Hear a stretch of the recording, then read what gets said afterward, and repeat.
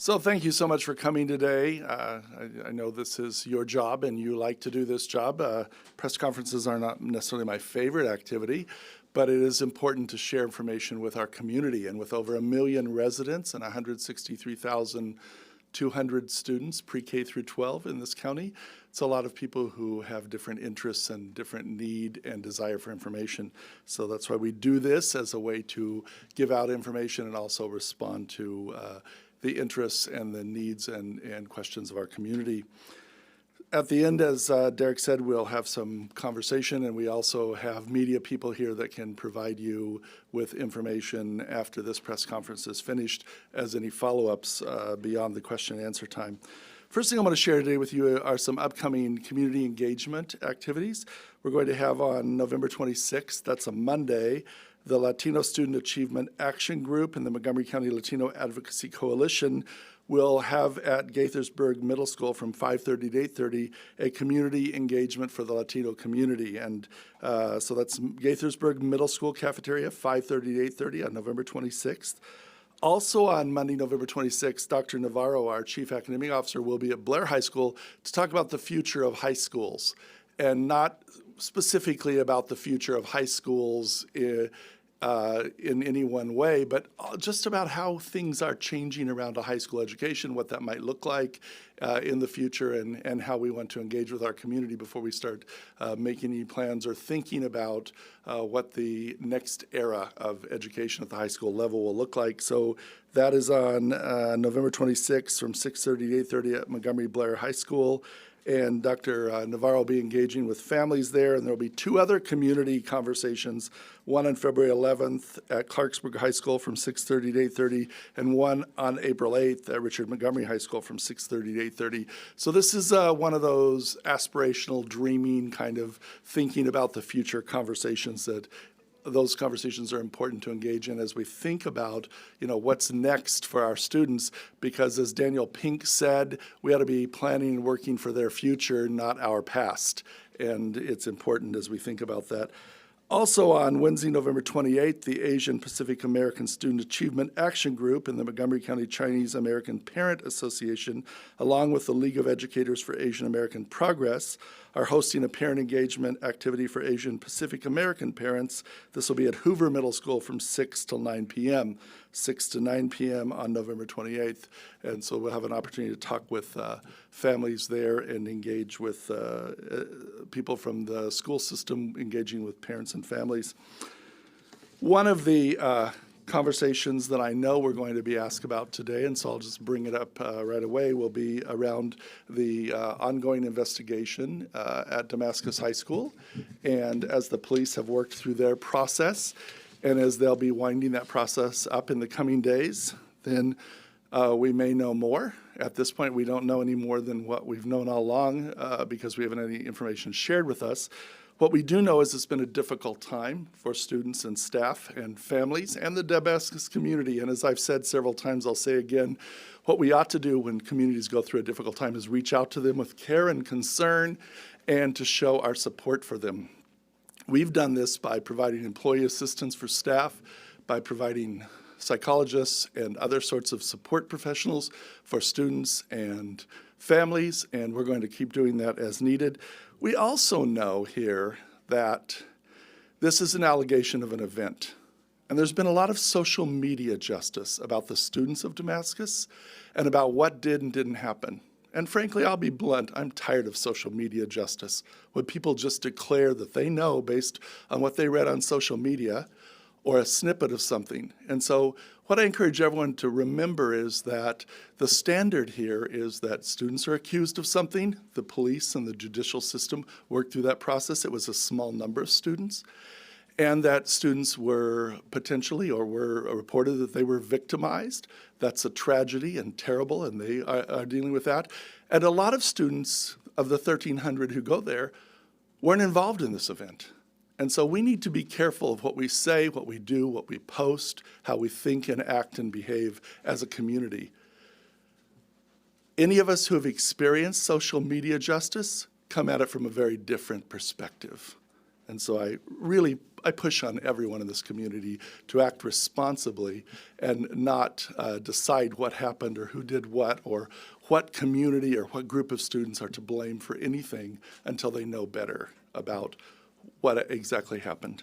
And my heart really goes out to all of the students involved in the junior varsity team, the varsity team, and every single student and community member at Damascus High School. As a former high school principal, it's a very, very hard thing to watch your students really feel real intense pain and difficulty when they very well may have had nothing to do with whatever is alleged. And so I really push on everyone to think about what they do and say in our community and in the press, by the way. We're all responsible, too, for what we do and say.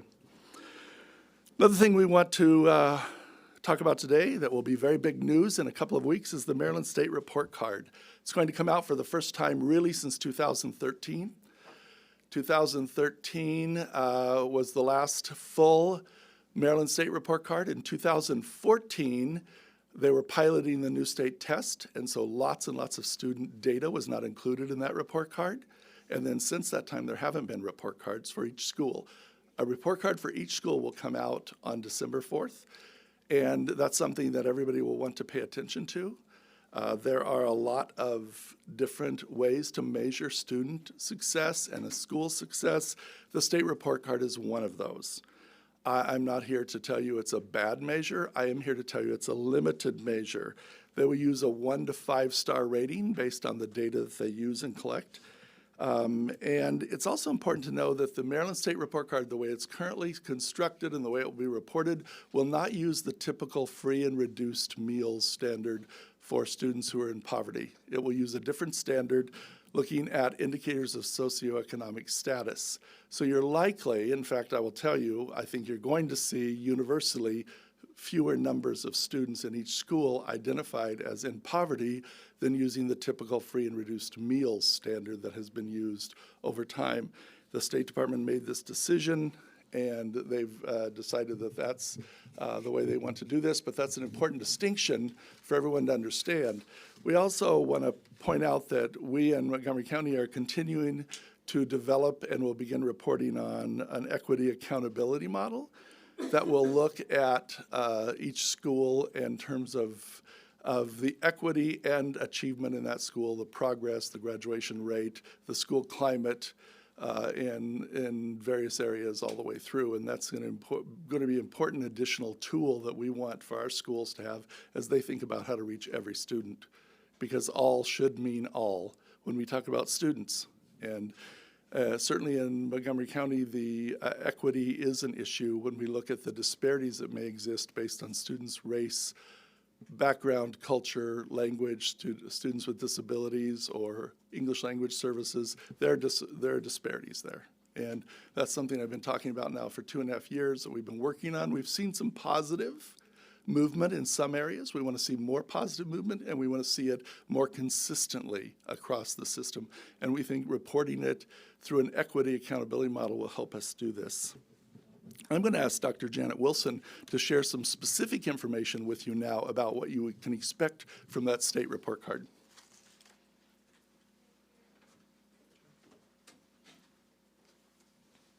Good morning. The report card, as Dr. Smith said, will be released on December the 4th. At the same time that release occurs, there will be a user's guide that will be universal to all audiences to help families understand the content of that report card. The report card, as Dr. Smith said, is more of a limited, narrow view. It will look at 2 different component parts. 65% will be academic indicators, such as progress for our English language learners, also our academic achievement, and also academic progress. The remaining 35% will be comprised of school quality and student success indicators. These include the results of a survey, and that survey will not appear on the fall release of the report card. The state just piloted that. They will be doing another survey in the spring, we believe early spring, excuse me. February is the tentative timeline, And that particular survey will be used in next year's release for our students. And that's students in grades 5 through 12 will participate in that survey. Also, one of the other things to remember about the actual indicators on the report card is that they are indicators that have to be compared across all districts. So they have to be valid, reliable, and comparable. So when you think about the districts in the state of Maryland, ranging from the size of 2,000 all the way up to 163,000, the number of items that are really comparable to look at a state-level view are rather limited. And that is why we're doing our own equity accountability model, because what we find when we do our data analysis here and maintain our local data bank, and we have local data on all things around attendance and discipline and grades, and we can look at students' outcomes over a longitudinal format, which really is a better, closer view of our own individual students than a higher level report card. We have found over the last number of years we've been doing state accountability that the content of the report card, because it is far removed from individual students, gives us a very limited view into the school improvement planning process. We know that we need to use local data systems in order to know exactly where our students are, each individual student, especially when we think of classroom measures that students are getting, when we think about the district measures and our data that we collect on our district measures that are given to students at each grade level, and also the external measures. And there's a variety of external measures, not just PARCC. We look at SAT, ACT, and all other forms of national indicators for our students' progress. So there'll be more to come on the report card. Our principals will be receiving some information on the week of the 26th in preparation for their report card release, so that they'll be ready to talk with their school communities about the content of the report card and what each of those star indicators mean for each of our communities. So, thank you.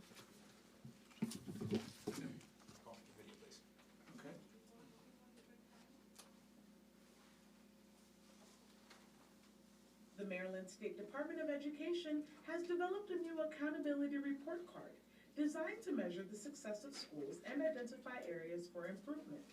The report card was developed in response to the requirements of the Every Student Succeeds Act, a federal law that seeks to ensure public schools provide a quality education for all children.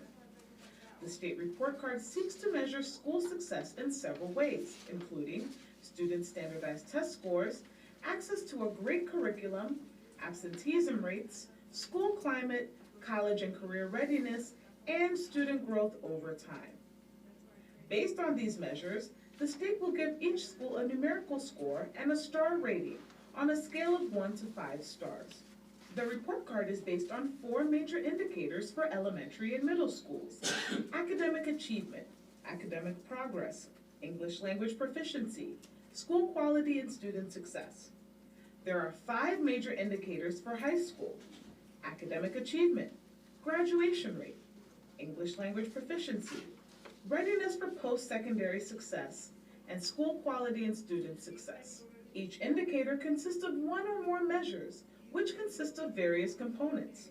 For example, at the high school level, under the readiness for post-secondary success, the state will be evaluating the percentage of students who are on track in 9th grade and earning credits in courses such as English language arts, mathematics, science, social studies, or world languages. At the elementary level, under the school quality and student success indicator, the state will be looking at attendance rates, percentage of students enrolled in fine arts, health, science, and PE. The components are assigned points, which are added to determine an overall point score. The total point score is then converted to a percentage, which is then assigned a number of stars. While the state report card uses multiple measures in several categories, academic achievement data is based solely on PARCC results, which is only one data point in time of student learning. Additionally, The state report card does not use the traditional standard of free and reduced price meals to define economically disadvantaged students, but instead uses a more narrow definition that only includes supplemental nutrition assistance program, temporary assistance for needy families, and children in foster care. MCPS has developed its own local equity and accountability model that provides a more detailed and focused assessment of school success. For more information on the new State Accountability Report Card, visit the Maryland Report Card website. So we'll certainly make that video available to the press if you'd like it. Remember, this was the state accountability model. We're not here to attack it or criticize it. We're here to simply say it's not enough to really look at our very diverse, very large number of students and schools, and that we really need to focus in on both maintaining the very high levels of achievement that have been available and present in Montgomery County Public Schools for decades, and moving up wherever we have disparities in learning. We have students of all races, cultures, backgrounds, economic levels, languages, religions, who've excelled at the highest levels. But when we look at the different student populations, we see disparities, and those disparities are unacceptable. So we need to move everyone up to the same level, then move everyone to the top. That's got to be the goal as we think about what they want to choose for their futures and their lives in this community, in this country. We also want to talk quickly about the Capital Improvements Program. That's our budget and process for identifying school renovations, school updates and upgrades, school additions for capacity.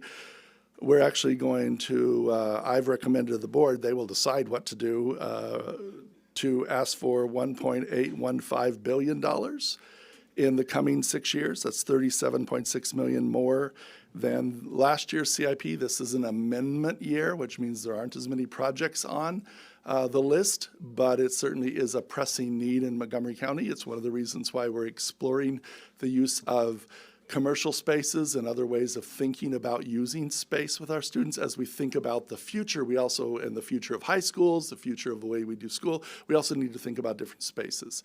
And I don't know the answer to this, but I think the collective IQ and the collective creativity of the people in this community, in the school system, in the county government, in the private sector can begin to answer that question. Do the buildings that we're building make sense when we're dealing with capacity? What happens if we reach a point? Right now we're growing, although we only grew by about half of what we did last year. So this year's growth is down by about half of the previous year and the previous several years. But what happens if suddenly we have a downturn? Montgomery County, you may not know, lost a significant number of students between the mid-'70s and the late '80s. In fact, they closed over 60 schools. And it was a very different time. So what do school systems and communities do when the population goes up and down? Because of birth rates, because people moving in, moving out, because of people's children graduating and they remain in their home for many, many years afterwards, and so they don't have any children in the school system any longer. All those are questions that we have to think about. And so we have a lot of information we can provide you on our recommendations, and the board will take action next week on those recommendations. I think it's on the 27th. Is that right? Did I give the right date? Okay, the 27th. We'll make sure to verify that for you in a minute.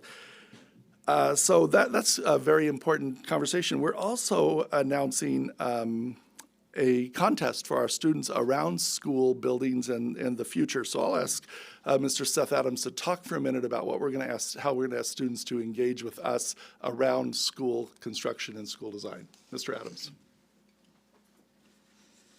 Thank you, Dr. Smith. So this is exciting times for us in facilities. First I want to thank Dr. Smith for challenging us in terms of how we look at our facilities and really also how we engage not only our students and staff but our communities as we move forward. What we know about our facilities and what we know about our schools are we expect great schools, we expect great spaces. And as we're moving in the 21st century education of area, particularly around facilities, what we know makes sense is spaces that are engaging to students, spaces that foster that collaboration, that foster that inspiration. So this survey and ultimately this contest is going to be that first step in allowing students and staff members to really give us a glimpse of what makes sense for them. You know, the survey is really going to dive deep into spaces around where do students feel comfortable, where do they learn best, what configurations of classrooms make sense for them, and how do they perform in those spaces. So we're very excited about this survey. We're also very excited about the CIP. There's a lot of links between what we're doing right now for Schools of the Future as well as the capital improvements program that Dr. Smith has recommended. And there's some really exciting opportunities for us as a community to build these great schools that we expect as we move forward. So thank you. We'd be glad to share more on that at a later time as well. Thank you. Thank you, Mr. Adams. One thing we do know is even if growth dropped to 0 right now, we still have tremendous capacity needs. So no one should think that growth slowing down this year in any way solves our capacity needs as we look at the next 10 years or so. Unless there's mass out-migration that is, it's not even reasonable to expect that level of out-migration. We have tremendous capacity needs. So I will say that very directly to our new county government. The capacity needs have not gone away. And there's no reason to believe growth won't increase again next year. We just don't know because people make up their minds about what they're going to do, and they make decisions, and they move, and they do all sorts of things in life, and that's one of the good parts of life and one of the good parts of living in this country. You have those choices. So at this time, I think we're through the section that we wanted to do, and Mr. Turner, I'm going to ask you to moderate here because it's hard for me to talk and watch at the same time. All right, Mr. Gordon, since the microphone's right back there. Thank you. Okay, so there was last week I spoke with the officials at Poolesville High School, and they detailed some of the problems going on with Poolesville High School. It was built in the 50s, mold, tiles misplaced, problems with entrance and exits ways as it pertains to people with disabilities, and they said they've felt ignored for a number of years by the county council, and they want this new school altogether, this multi-use facility. What's your reaction to some of the complaints by PHS, which I assume you've heard about, and they're saying they've been ignored? Absolutely, I've heard about them. In fact, I spent several hours last winter out there talking to them in a large community meeting. I visited the school for the third time, I think, this past July, and I've talked at length to the individuals and listened to them testify in public hearings. They, like every other part of the county, has pressing facility needs, and we've indicated a willingness to work with them on a shared space. They envision a community center that includes a high school. Certainly that's an interesting idea and one that we would be supportive of and work with them on. That's not ultimately our decision. That's the county government's decision, and so we've been in communication with the county government, and we'll be sending them a letter after our CIP is adopted. Poolesville, I will point out, is in our capital program for next year, and that we have to determine the scope and scale of what we can do at multiple schools, 4 high schools and multiple other schools, and then next November we'll be putting that information out. So one way or another, Poolesville is going to get some attention. How much attention it gets depends, as always, on how much money there is and what the other competing needs are. When you look across the bottom of the county, we're literally several thousand seats short in the next 6 years. And so it's an interesting, difficult problem, but I understand. Fox. Oh, sorry, that's you, Josh. Thank you. Superintendent, when the incident is alleged to have occurred at Damascus, who is supposed to be supervising the children? And also, to date, has anyone other than the students who were arrested been disciplined? When an event happens and it involves law enforcement and typically the state's attorney, then it's our responsibility to step back because you can't have multiple investigations going on. As soon as the police wind up their investigation, we'll be asking those very questions about supervision. We have took some actions at this time with adults, but I'm not going to talk about those because those are personnel issues at this point. But we'll continue that process as the police step back and we're able to then go in and look at it from policies, procedures, and those things in terms of what happened. And certainly if there is found to be any culpability, we will respond appropriately. Some adults have been disciplined, though. There have been actions at this point, so. NBC?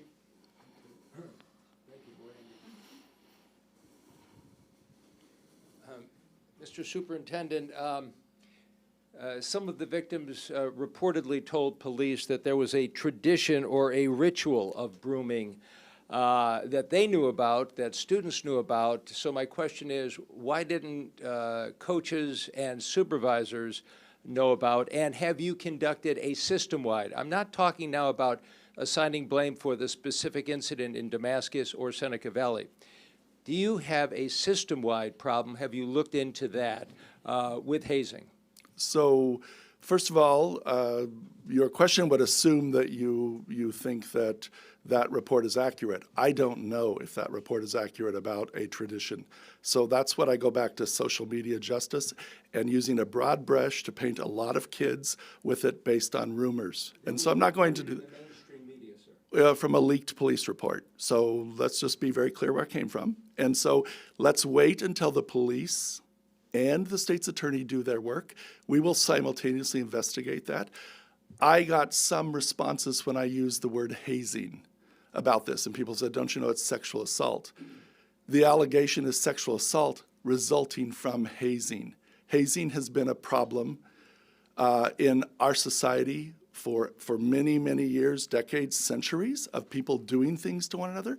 Is there a system-wide problem? We don't know the answer to that, but we swung into action immediately and said that we're going to meet with every team and every activity, every season and every year from now on. We're going to ask our coaches to sit down, our advisors, our chess club, our band advisor, to sit down and have conversations with kids, make sure they know how to identify it, how to say something, how to identify if they are being victimized in any way or they think they might be, and how to stop their friends if they think their friends are going to do something that could move from verbal abuse to criminal activity. And as you and I know from reading the paper I'm 61, I've read a lot of newspapers, sometimes it results in death.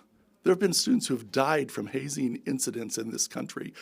But when we talk about that, yes, we have swung into action. The example I've used repeatedly and that we're using with our coaches is if you're in 3 sports a year in high school for 4 years, you're going to hear this information 12 times in a meaningful conversation with the adults who are responsible for that group of students. We're going to have a very systematic, methodical, and sustainable way of saying to kids, don't do this. You can really hurt someone, you can ruin your own life, and you can feel guilty about what you allowed to have happen to your friends because you didn't step up and say, stop.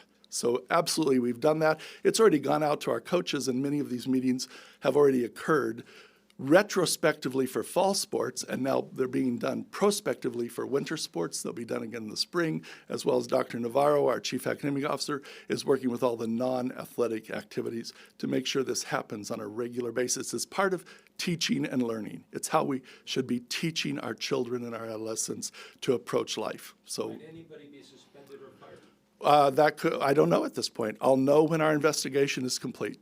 That's when I'll know. Thanks.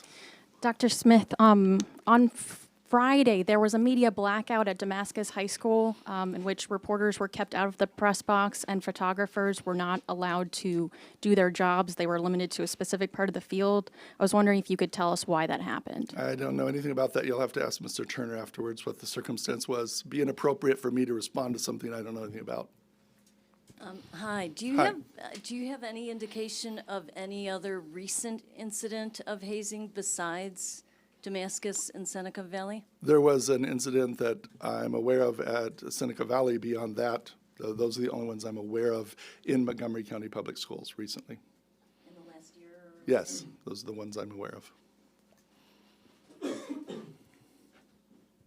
Superintendent, in the Seneca Valley incident, coaches were disciplined due to a lack of supervision. I understand that the Damascus investigation is ongoing, but why weren't any coaches suspended there for what was arguably an even more serious charge in the interim? Why were they allowed to continue supervising children? Well, first of all, your question assumes they were. And secondly, I'm not going to respond to what action we took about them, But we didn't do anything at Seneca Valley until the police said they weren't going to accept the case. So that's a very important fact there about how it works. We do not get involved when the police are dealing with a case, because then, as we've all seen on TV shows, we get at cross purposes with one another, and it messes up the integrity of the investigation. Were you concerned that these adults continue to supervise the children despite the serious nature of these allegations, which are just allegations at this point, but they're very serious ones? So after the allegations, there were no more junior varsity football games. So your question, once again, assumes that the adults continue to supervise the students. Did they not continue to supervise the students? I'm answering your question right there. There were no more junior varsity games after that incident. But it's part of the same football program, right? There's a varsity and a junior varsity, and so we can talk about this later. I'm not going to become entangled in a conversation about a personnel matter, but it will all be known. It will all be known, but we have to wait and work through the process in the right way. Thanks, Superintendent. I'm one of the parents of the Damascus High School. My son's on the JV team. First, I appreciate you stating what you did.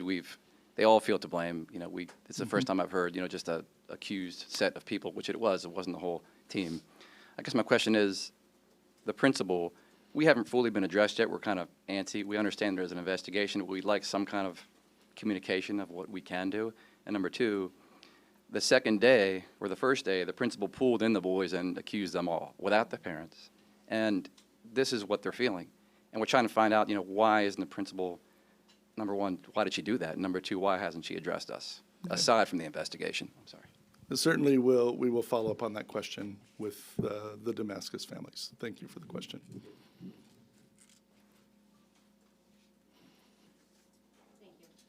This is off topic. So there was a recent study. Well, there are a lot of topics, so. Whatever that topic was, this is Yes. off of it. There was a recent study by the University of Maryland that revealed that the Latino students in Montgomery County are lagging academically, specifically in reading and math. So I wanted to see what is Montgomery County Schools doing to help that situation at the moment? Well, I appreciate that question because it really focuses in on what our primary purpose for existence is, which is student learning, student opportunity, student access. When we talk about the Latino students in Montgomery County, you and I both know that that's a broad range of students, and many of them, their families have been in Montgomery County and Maryland in the United States for decades, longer than maybe my family. And other students have just arrived here. So the needs are very diverse across the Latino community and what they need. What we found typically is when students who do need to acquire English enter our school system early, that they acquire it very quickly, and they are no longer even identified as ESOL service students by upper elementary and certainly by middle school. In fact, just a factoid for you, in 2017, of the graduating class of about 11,500 students, only about 690 of them were English learners. So everyone else who had been part of that collective. Now, many students are not English learners who are Latino, but we know that there are a variety of different factors, no matter your race or culture or background, that come into play. So what we have to do for all students, Latino students and every other group of students who need more time, is give more time.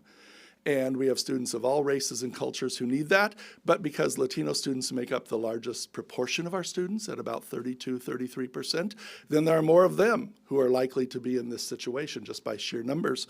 They need more time, so we have to have more early learning opportunities. We've added many in the last 2 years. We're going to add some more in this upcoming proposed budget. We need more two-way immersion programs. Language is an asset. We need to say everyone in our county can benefit by bringing any language they bring to school and then becoming fully literate in 2 or more languages: English and Spanish, Chinese and English, French and English, Amharic and English. Recently I was told that the Portuguese community, so anywhere we can create two-way immersion schools, we're doing that. We've been adding them. We're also expanding language experience in some of our schools, where even if we can't create a two-way immersion school, we're creating opportunities for students in that school to gain language. We are also having more extended summer learning programs, and we are starting next July, going to have 2 schools that run on an 11-month calendar. and we need to think about that for all of our students. We've added bilingual counselors, parent community coordinators, pupil personnel workers to support families, because as we make that transition, it's critically important that the family and the students get the support they need. We've asked all of our staff members to engage in cultural proficiency. So when we work with students other than students like ourselves, based on race, based on economic level, based on whatever it is, that we have an understanding and a sensitivity and a level of learning about how best to reach those students. We're working hard to increase our diversity in our adult workforce, but when you consider that teachers join us, and many of them stay for 30, 35, 40, 45 years, or sometimes even more, then that's a slow process. But we're being very aggressive in trying to hire bilingual adults and adults of many races, genders, backgrounds, experiences in our workforce. We also are providing college application programs and college admissions tests for no cost to all students, because that increases the understanding that we can all go to college if that's what we choose to do, while we also are building out our career and technology programs. You'll see at the new Edison, now at Seneca Valley a year and a half from now. We're going to create those all over the county, so no matter who you are, you have opportunity. And for our most recent arriving English learners who come to us at high school age or the end of high school age, we've created a program that runs during the day and at night. We'll be extending that. I'll be recommending that we extend it in my budget to Seneca Valley next year in anticipation of opening our next site up there around career and technology programs. And that program really helps those students who are not on a typical 4-year graduation path because they arrived here at 17 without English language skills, maybe with disrupted educational experience so far in their life, but it gives them until they're age 20 to really gain some skills, both in the English language and in career areas and in moving toward the GED if that's something that they want to do. So we're looking at this from early learning to age 20 and in lots of different ways. And all the while we're supporting and cheering on our Latino and all other students who are headed for competitive and highly competitive colleges and out into the workforce with NATEF certifications and all other kinds of health-related certifications where they can get a job right now if that's what they choose to do. So it's a great question. Thank you for asking that question. And then, just to piggyback on it, I think the main source of just any resource that they can get to parents and as well as teachers, because students are really looking forward to a role model, right? And I think the teachers and parents are the ones that they should, right at hand. So are you creating a program that maybe teachers can be more reassuring to these students, or maybe they can talk to parents so that the parents know, like, for example, after school activities, how important they are for college resumes, or, just like the language barriers, they don't get homework help at home because they don't speak English. So what are you specifically doing to attack those problems? So we run programs for college-going students. I myself was a first-generation college attender. No one in my entire family had graduated from high school, let alone gone to college. So I needed that knowledge to come from somewhere else. We're creating systems, or we have created systems, and we're expanding them through ACEs, through college tracks, through the Equal Opportunity School system that looks at my sense of belonging as a student and how teachers talk with me about what my options are and talk with my parents. And as I said before, more parent community coordinators, more social people working in the social realm with families, and more events like the one I talked about early on next week to engage the community around what are the opportunities for students and how do we help you, help your children move forward. Do our student reporters have any questions? Can someone else speak to? Is there anybody else here who could speak to my question about the media blackout at Damascus right now? I'm happy to talk to you afterwards. This is the superintendent's press conference, so I'll let you. Okay. Just like to thank you very much for coming. I really want to point out how critically important it is that everyone pay attention to the state report card, because it's going to tell part of the story. It's not going to tell all the story for our students. That's why we believe in multiple measures, the classroom, the district, and the external measures, That's why we understand and know that grades often are higher than reported external test scores, and that it is our intention to constantly be calibrating those so that we're giving the most clear, accurate information we can give about how students are progressing. But if you look at a single indicator for any of you, for me, that will not tell you the whole story. And so when we use a single indicator, as the state report card does, it does not tell us the whole story. And so we need to look beyond that and look at multiple measures as an organization to really give an idea of how a school is having impact for all students and different focus groups of students, as well as how we can talk with parents about their child's strengths and areas of continued work. And you remember, an area of continued work a year later can be a strength, and a strength, when you don't take math for a year in high school, can become an area for continued improvement. It's very fluid and dynamic. It's never set. None of us are ever finished. And certainly we don't want to say that children are finished and that that's it, that's who they're going to be. And so we have to have ways to talk and work inside our schools and in our community about strengths and areas of continued focus and work. So thank you so much for being here. I hope you cover the state report card very closely so there's broad understanding of it in our community. Thank you.